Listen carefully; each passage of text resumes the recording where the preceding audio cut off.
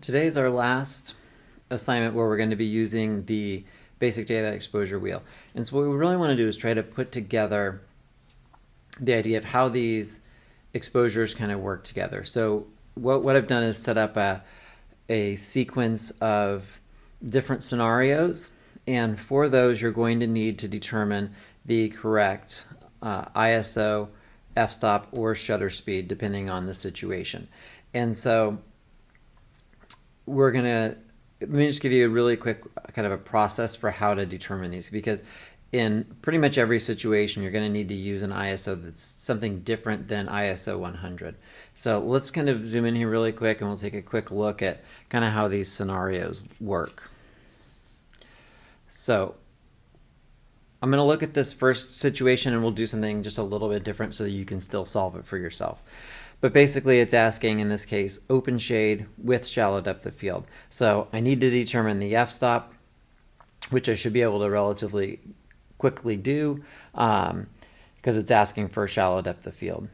And then I also need to shoot at a shutter speed of 400. And then I need to also determine what's my ISO going to be.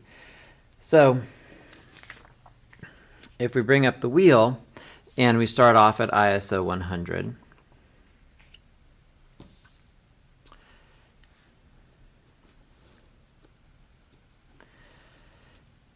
and we're in open shade, so we need to offset the wheel by 3. 1, 2, 3. Then these are all of our correct exposures at ISO 100. Now, it's asking me to shoot at a 400th of a second, right?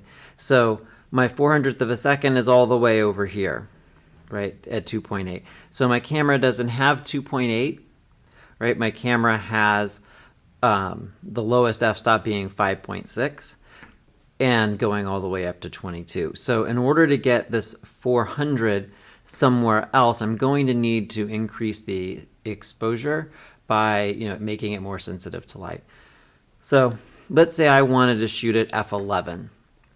So if I wanted to shoot at f11, then I could look here and go, well, I'm 1, 2, 3, 4 stops away from f11, right? So I need to kind of make up the difference in sensitivity, because if I've got my camera set to there and I've got my shutter speed that I want at 400, then I've got to make up this difference because it's going to come out too dark.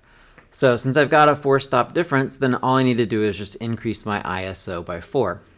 So I'm going to go here back to ISO 100.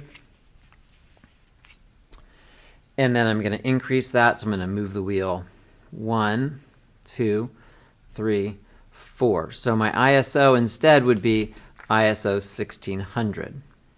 Now, once I've got that set, that's my starting point. So I've got my ISO set to 1600. Then I can increase still by 3 stops because I'm going to be shooting in the shade. So 1, 2, 3. And you should notice that f11 now lines up with 400. So I could shoot at f11 at a 400th of a second if I set my ISO to 1600 in the beginning. Okay, so that's kind of going to be the process for most of your projects to try to determine this.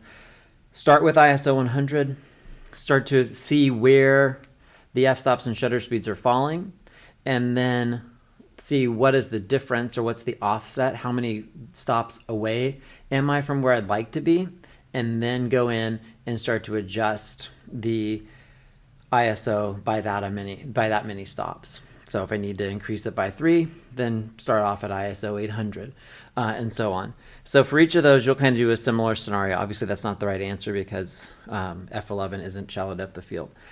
Same thing with these. So if we're inside the classroom and we're trying to do stop action, so we're trying to get to a shutter speed that's going to be fast enough. So you may want to look back and see, well, where did I really start to stop all of my action? When we did the stop action project, if it's 500 or if it's 800, you'll have to look at yours and determine for the movement how much was it going to be. With things like this, with the panning, I've given you the shutter speed I'd like you to attempt panning with. In some cases, I've asked you for which shutter speed for stop action, and so you'll have one of these factors, and you'll have to figure out the other two. So if I've given you an f-stop, you'll need to figure out what shutter speed am I going to use and what ISO. Okay, so try to do your best to figure out these exposures. I'd be happy to sit down with you individually and talk about, if the scenario is correct or what you might do differently, or if you're having any trouble, how to manipulate the wheel. Now's the time to kind of clear this all up before we go out and move on to our next project, which will be starting to use the built-in meter. So if you have any questions, come see me. Okay, thanks.